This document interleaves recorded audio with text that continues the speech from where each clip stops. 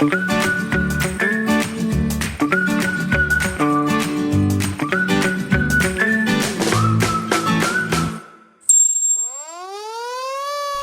Doug, oi Mona, estamos aqui no Corpo de Bombeiros Voluntários de Nova Prata para descobrir como é que é o dia a dia dos voluntários, como é desde o momento que tu faz a ligação chamando 193 até o teu atendimento e também as dicas e prevenções que o Corpo de Bombeiros tem a dar a você, cidadão.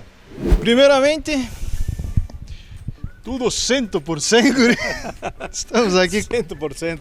Estamos aqui com o nosso amigo Marcelo Barato e também com o presidente Júlio Stella para perguntar como é que é o dia a dia aqui no Corpo de Bombeiros. Tudo bem, Marcelo? Tudo bem, uma saudação a todos, né? A quem nos assiste aí. Exatamente, né? O nosso objetivo é passar um pouquinho para o pessoal aí da ideia de como funciona, né? A corporação diariamente.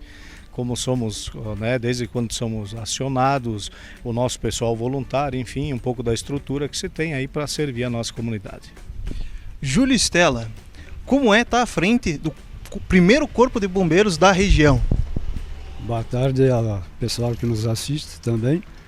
É uma tarefa difícil, bastante dificuldade, né? A gente passa bastante dificuldades, mas é uma boa possibilidade de colaborar com a comunidade. A respeito, então, da história dos bombeiros voluntários de Nova Prata, estávamos comentando, esse é o primeiro bombeiro voluntário do estado do Rio Grande do Sul? É o primeiro bombeiro voluntário. Desde o ano de? 1977. Certo. Fundado em 24 de junho de 1977. Exatamente a noite de São João. Deu início a uma casa de madeira que é situada ao lado do presídio. E naquela casa morava a dona Josefina Ferreira Faversani, que ela era serviçal da CE.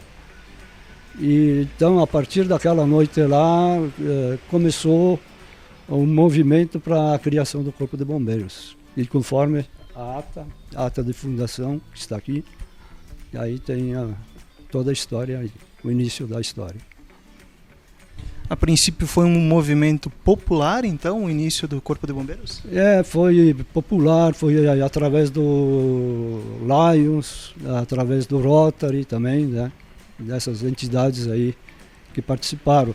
E pessoas da CE, porque na fundação a maioria que os senhores vão ver são todos funcionários da CE. Né? Até porque a CE tinha uma facilidade maior de avisar o pessoal, porque eles tinham um sistema de telefonia interna, por causa dos atendimentos, né? Então, para eles era bem mais fácil para eles poderem reunir o pessoal para dar início aos trabalhos. E a respeito, então, da construção do prédio dos bombeiros, como é que foi? Bem, aí o início da construção do prédio da corporação também foi por iniciativa dessas entidades, junto à comunidade, tendo início da obra com estimativa em torno de a década de 1980, onde foi finalizado. E depois, no ano de 2000, foi ampliado, que é a atual construção que temos hoje. Quanto aos equipamentos, o que dispomos no Corpo de Bombeiros aqui de Nova Prata? Bom, hoje nós temos à disposição 3 caminhões, né? 3 caminhões autobomba-tanque, os 3 são utilizados para combate a incêndio. No momento estamos na reforma de um, né? A gente pode ver nos fundos aí cobertos, nós temos um em reforma, onde foi feita já a lataria total e pretendemos agora fazer o motor, né? Estamos para fazer o motor dele. Por que isso? Porque obviamente que o pessoal passa por aqui às vezes e até nos questiona, né? Muitas vezes já aconteceu de passarem por aqui e dizer, mas é um museu dos bombeiros, né? A gente brinca muito com isso, por quê? Porque os veículos eles são antigos, né? O nosso veículo mais recente aqui de ano ele é 73, o caminhão. Né? Mas os equipamentos, obviamente, são colocados dentro de um padrão, né? Questão de bomba, né? Quantidade de água, obviamente que nós temos que ter um cálculo X para saber tamanho de tanque. Então a gente faz o que é possível, né? Se trabalha, digamos assim, com o que se tem. Alguns desses caminhões vieram da cidade irmã de Noblesville, né? Isso, nós temos o caminhão aqui, né, um Ford F850, anos 69, que veio da cidade de Noblesville. Então, para nós um orgulho, porque nos foi doado, né? Ele nos foi doado, na ocasião, somente teria o custo de transporte, né? Lá da cidade de Noblesville até o porto de São Francisco, em Santa Catarina. Então, quem custeou toda essa despesa, fez esse trâmite legal para nós, foi a empresa, né, Borrachas Vipal, através do senhor Lindo Paludo, né? A gente agradece muito porque é uma empresa que colabora muito conosco, sempre colaborou, né? Dá um complemento, vamos dizer assim, para que a gente, com o auxílio da administração e o auxílio da empresa, consiga prestar um serviço decente à comunidade. Nós estamos fazendo a matéria no dia 3, já no dia 4 a gente vai ter algumas doações. O senhor tem alguma coisa a falar a respeito? Isso, nós teremos o repasse, né? Nós temos em Nova Prata o Funrebom, que ele é um fundo para reequipamento de bombeiros. Então, com esse fundo é possível reequipar com novos equipamentos a corporação e também é possível reformar, né, viaturas e equipamentos que estão disponíveis. Então, amanhã teremos a entrega aí de alguns equipamentos novos, né? Até veremos alguns depois aí na entrevista. Que foram comprados, né, com esses valores. Da onde que vem esses valores do Funrebom? São aquelas taxas de vistorias, né, aquelas taxas de análise de projetos, enfim, de prevenção que se fazia, né? Nós, a partir de 2013, que houve a nova legislação de planos de prevenção, né, no estado, nós fomos proibidos, vamos dizer assim, pela legislação de fazer esse trabalho, mas até então se realizava, né?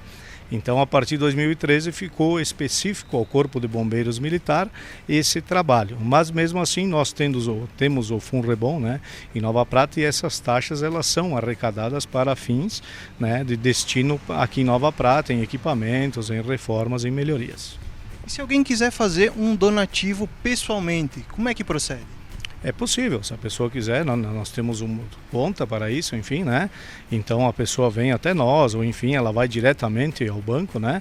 Solicita a nós aqui, a gente repassa o número da conta, enfim, a pessoa pode doar sem problema nenhum, se aceita, né? Porque é aquilo que a gente fala, o bombeiro voluntário, ele vive hoje de quê? Nós temos um valor hoje da administração, que é no total de R$13.000, né? Para manter toda a estrutura que temos aqui, né? À disposição da comunidade, e além de 3 bombeiros que trabalham efetivo, né? Então eu, no caso, o Marcelo mais 2, a Gisele e o Dirceu, que trabalham conosco, né? Então nós ficamos efetivos, ou estamos aqui à disposição, né? 12 horas diárias, né? Após isso, o que acontece? O pessoal voluntário, né? Então as pessoas que são voluntárias, que têm o seu trabalho normal, como qualquer um, como vocês aqui, por exemplo, né? Tem um trabalho e daqui a pouco tem a opção, eu tenho um tempo e eu quero ser voluntário. Então essas pessoas voluntárias, elas escolhem, né, à noite ou ao próprio dia, que podem fazer um plantão voluntariamente, se deslocam até a corporação e prestam esse serviço junto conosco. Se alguém quiser fazer parte dos bombeiros voluntários, como deve proceder? Isso, até enquanto nós iniciávamos aqui a entrevista, acabou né, acho que tu observou que tinha uma moça aqui acabando de entregar uma ficha de inscrição. Então, de que forma procede? A gente entrega para as pessoas uma ficha de inscrição, né? Nessa ficha vai todo o detalhamento, dados da pessoa, enfim. E após isso, a gente chama, né, essas pessoas para uma conversação, para explicar como funciona, né? Agora nós temos praticamente aí um número aproximado de 30 pessoas inscritas já para um novo grupo, onde vamos chamá-los, vamos passar toda, né, a questão da estrutura da corporação, funcionamento, né, como proceder, porque daqui a pouco você tem até pessoas que vêm mais por um motivo de emoção, e quando você apresenta situações, como vai proceder, como deve, às vezes as pessoas acabam desistindo, né? Então tem toda essa questão. Mas a gente quer agradecer muito a esses voluntários, por quê? Porque é com a força deles também que a entidade continua funcionando. Então precisamos do auxílio do voluntariado, sim. Agradecemos aos nossos que aqui sempre estão presentes quando a gente necessita, e também a pessoas futuras aí que vão se inscrever, enfim, que pretendem fazer parte. Existe algum projeto, alguma coisa que dá uma formação de primeiros socorros, de atendimento, que o Corpo de Bombeiros disponibiliza ou não? Na real, como que acontece, né? No momento que a gente recebe essas pessoas, nós já vamos repassando para elas, né, os treinamentos na questão. Iniciamos com primeiros socorros e combate a incêndio, né? Por quê? Porque no momento são as duas situações que mais utilizamos no nosso dia a dia. Então, infelizmente, aí, né, acho que todos puderam ver, né, no final do ano aí a gente teve algumas situações aí, alguns incêndios, infelizmente, residenciais e comerciais, né, e isso fez com que as pessoas entrassem um pouco em pânico, porque repentinamente aí a gente teve praticamente cinco incêndios, né, isso não acontecia há muito tempo. E vem se trabalhando a prevenção, sim, a gente trabalha a prevenção através de palestras, né, através do conhecimento levado através de cursos, né, temos a SIC também, que é uma grande parceira, a gente já fez vários cursos com eles ali, né, disponibilizaram espaço para nós, enfim. E claro que pretendemos continuar com esses cursos e treinamentos. Mas infelizmente, quando ocorrem essas situações, a gente fica um pouco chateado. Por quê? Porque não está previsto, né? Não é uma situação que você pode prever. A gente fala muito em prevenção, mas infelizmente tem ocorrido o quê? Às vezes as pessoas moram, né, num determinado local há vários anos e a estrutura, né? A estrutura que eu digo, a estrutura elétrica, a estrutura, enfim, acaba sendo sempre a mesma. E os eletrodomésticos, equipamentos, enfim, acabam aumentando. Então a gente sempre diz que tem que existir uma prevenção da pessoa, né? Você tem que estar sempre ligado a essa questão parte elétrica, verificação, está tudo ok, tem uma fiação adequada, e isso tem que ser feito por um profissional habilitado. Muitas vezes a gente sempre coloca isso em pauta e fala com as pessoas que muitas vezes o barato sai caro, porque as pessoas, fica até a gente fala disso porque as pessoas às vezes procuram, né, uma mão de obra diferenciada, material diferenciado em valores, e isso acaba por não auxiliar, né, não ser uma ajuda no momento da melhoria que ela vai realizar. Então sempre, né, ter um profissional habilitado, uma pessoa que conheça disso, para que não haja esse tipo de problema. Certinho. Agora a gente vai dar uma olhada como que é todas as etapas desde o momento que você liga aqui no 193. No momento que o pessoal nos liga, né, para o 193, imediatamente a equipe que está aqui já à disposição, né, geralmente fica um bombeiro na central de telefones e 2 já saem imediatamente para o atendimento. Nesse meio tempo, quem está aqui na central de atendimento comunica os demais voluntários. Então, muito a gente vai pela situação gravidade, né, que está se apresentando no local. Então, vamos colocar aí um exemplo, os últimos incêndios que têm ocorrido aí, né, infelizmente nas residências. No momento que a pessoa já nos fala o local e nos diz que é incêndio em uma residência de madeira, em tal bairro, enfim, nós imediatamente acionamos toda a equipe já, inclusive os voluntários, pelo fato de conhecer o local, né, e saber mais ou menos o risco que existe naquele local. Então, a gente já de imediato já aciona todo mundo para evitar uma tragédia ainda maior. Então, nesse caso das residências aqui no bairro Santa Cruz, né, nós imediatamente já se deslocamos com 2 caminhões, nós temos um terceiro que ele está sendo reformado, e imediatamente também acionamos, né, o Corpo de Bombeiros Militar de Veranópolis para nos prestar um auxílio também, evitando, obviamente, né, um estrago maior na quadra, dentro da questão que você tem a questão tempo, resposta para isso, mas também tu tem a questão do tempo do ambiente, né? Nesse caso nós tínhamos muito vento na noite, então era o que nos preocupava muito, e isso também fez com que as casas fossem rapidamente consumidas pelas chamas. Certo. No momento que a pessoa, então, que o atendente pega todas as informações, o que é feito procedimento por procedimento? Imediatamente ele repassa essas informações, né, aos demais colegas, e eles já saem com o equipamento, com o material, enfim, necessário, e imediatamente com a ambulância ou com o caminhão, dependendo do tipo de situação que se tem.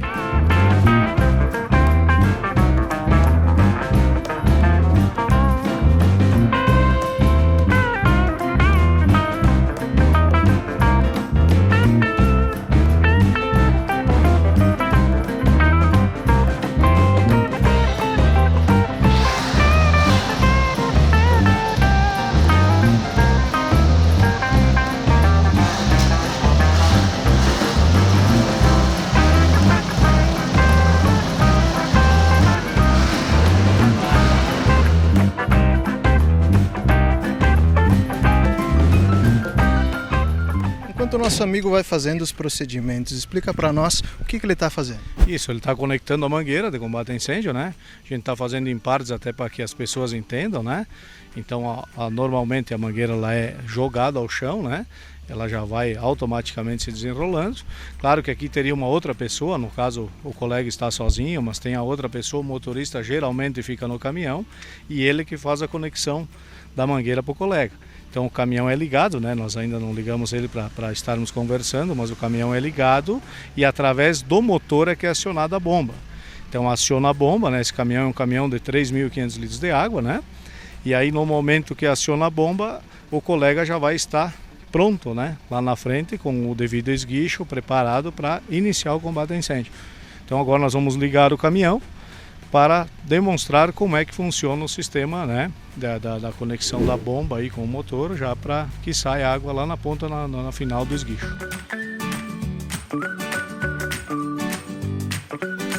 O sistema de esguicho ele tem vários controles, né? Ele tem um sistema de jato sólido, onde o colega lá na frente ele acaba manuseando e fazendo o jato sólido, né? Então o sistema, né, um jato compacto, que é como ele está fazendo, agora ele já está abrindo, fazendo um jato neblina. Então quanto mais ele abrir, ele vai fazer um jato neblina. Para que serve o jato neblina? Geralmente para retirar do ambiente a fumaça, né? Aquela fumaça densa do incêndio. E também, caso o bombeiro não esteja aí com uma máscara de respiração autônoma, né? Se não houver a necessidade, ele pode também respirar um ar puro se aproximando desse jato neblina. Então são táticas, né, e técnicas aí de combate a incêndio, né? Então são situações, precisou de um jato compacto, eleva ele mais para longe, e precisou de um jato neblina, né, para fazer com que a fumaça se dissipe e saia do ambiente, ele vai usar esse sistema de neblina. O jato compacto geralmente é conforme a pressão da bomba. Então você tem condições de mandar ele aí 10, 12 metros, conforme a necessidade. Tá? Então, de que forma que a gente vai trabalhar? Sempre com a questão pressão. Né? Então, dentro de uma necessidade, obviamente, para até não haver um desperdício de água, né? Se não existe essa necessidade. A questão resfriamento, às vezes não é interessante tu jogar água diretamente no fogo, dependendo do material que está pegando fogo. Como é que funciona para discernir na hora? Isso, na real, o que vai acontecer? O bombeiro, ele já tem, né, uma formação para isso. Então, quando ele chegar no ambiente, primeira análise que ele vai fazer, riscos possíveis que existem nesse ambiente para ele. Um exemplo prático e que as pessoas muitas vezes não observam, a energia elétrica. Sempre que a gente chegar num local que possui energia elétrica, nós temos que, antes de qualquer forma de utilizar água, verificar se ela está totalmente desenergizada. Tanto a residência quanto o local próximo, para evitar, obviamente, um possível choque aí no bombeiro. Então é a primeira coisa que a gente vai verificar. Não existe essa possibilidade de desligamento imediato, se acha uma forma de combater, obviamente, esse princípio de incêndio, mas sem ter o contato em qualquer fiação possível. Então, difícil isso sim, né? O bombeiro tem que ter essa visão, ele tem que ter esse preparo, saber, né? Avaliar a situação e ver o que ele pode realmente fazer. Não é por nada que os bombeiros são conhecidos como herói mesmo, né? Eu sempre te digo o seguinte, né? O bombeiro, eu acho que ele faz além do possível, né? Como a gente fala, a pessoa muitas vezes, eu não sonho em ser bombeiro, talvez não, mas daqui a pouco dentro dela ela tem aquele espírito de auxílio ao próximo, né? Então ele faz o possível e o impossível. Claro que ele também tem que pensar na sua segurança. Então às vezes as pessoas não entendem por que muitas vezes a gente demora um pouco o combate em determinadas situações, mas tem que haver uma avaliação, né, de segurança também para o bombeiro trabalhar. Ele não pode se tornar uma segunda vítima da situação. Assim como também muitas vezes você pega incêndios onde há residências próximas, né? Como comentamos anteriormente. E o que é o objetivo? O objetivo é evitar, né, que se alastre esse incêndio para outras. Então também existe essa preocupação, né?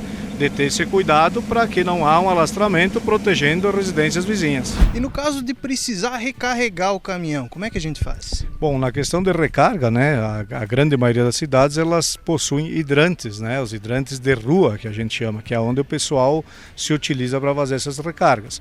Algumas cidades maiores, né, o pessoal tem aquele hidrante de coluna já pronto na calçada para que os bombeiros utilizem para reabastecimento dos caminhões. Nós, um exemplo, né, nós aqui em Nova Prata não temos. Nós temos aquele hidrante de rua, né, de calçada, que ele está escrito incêndio. Então, se você abrir aquela tampa, você vai achar um suporte ali para colocar uma coluna de hidrante que nós temos, né? E aí temos uma chave também para realizar essa abertura. A gente possui essa chave e somente a Corsan para a manutenção, enfim, o trabalho que eles fazem. Então é uma água que ela é utilizada específico para situações de emergência. No caso aqui nós dispomos de um também dentro da corporação. Nós temos uma coluna de hidrante aqui dentro, onde a gente, no momento que volta para a corporação, não precisou mais abastecer lá no local, terminou o incêndio, o rescaldo, enfim, a gente faz a recarga do caminhão por aqui. A respeito dos hidrantes aqui de Nova Prata, todos que foram construídos estão em pleno uso ou tem alguns que foram incapacitados ao decorrer do tempo? Nós temos um total, né, desde a época vamos dizer assim, do crescimento, com o crescimento de Nova Prata, um total hoje de hidrantes, temos um mapeamento, né, interno ali, desde 97, foi feito um levantamento em 97, né, o último levantamento de todos. Agora a Corsan está novamente realizando esse levantamento, né, nós também juntamente numa parceria. Então hoje a cidade possui praticamente 57 hidrantes, né? Todos funcionando 100%? Não, mas os que não estão, né, em total funcionamento, a Corsan está, né, vendo as possibilidades de fazer a troca desses hidrantes, porque com o passar do tempo, né, tudo por meio do encanamento, então às vezes acaba havendo algum vazamento, enfim, que há necessidade da troca, né. Um problema que se tem ainda, e eu acredito que todas as cidades têm isso, a gente fala muito, é a questão do crescimento das cidades através de loteamentos e o pessoal não coloca os hidrantes. Então isso obviamente que cada cidade tem a sua legislação, né, na questão de construção, e na maioria das vezes isso fica a cargo das pessoas que fazem os loteamentos, né, os proprietários, enfim, colocar esses equipamentos. Muitas vezes o que ocorre? Acaba crescendo, né, aquele loteamento com residências, enfim, e o pessoal esquece desse artigo principal que é o hidrante. E um bombeiro, né, infelizmente o bombeiro sem ter acesso ao hidrante ou sem ter hidrantes no local, obviamente que ele não vai ter sucesso, né, no apagar do incêndio. Por quê? Porque necessitamos de água. E fica a dica, se você tem na calçada da sua casa um hidrante, por favor, não obstrua esse espaço, que é de importante, muito importante funcionamento para o serviço dos bombeiros. Finalizamos então essa agradável visita aqui no Corpo de Bombeiros. Algum complemento, Barato? Nós estávamos comentando com referência aos hidrantes, né? Então simplesmente estamos acompanhando aqui, vendo aqui que temos um mapa de hidrantes, né? Então o bombeiro também que fica aqui na central de telefonia, ele no momento que recebe o chamado, ele já tem essa condição de olhar onde é que está o hidrante mais próximo para passar essa informação para nós, né? A equipe que está indo até o combate. E dessa forma que a gente procura agilizar o nosso atendimento, né? Obviamente que Nova Prata é uma cidade em crescimento, mas ainda, vamos colocar assim, pequena, né? Comparado a outras. Então o pessoal diz, mas o bombeiro demora tanto tempo para chegar em tal lugar. Obviamente que para nós o que importa, o tempo-resposta.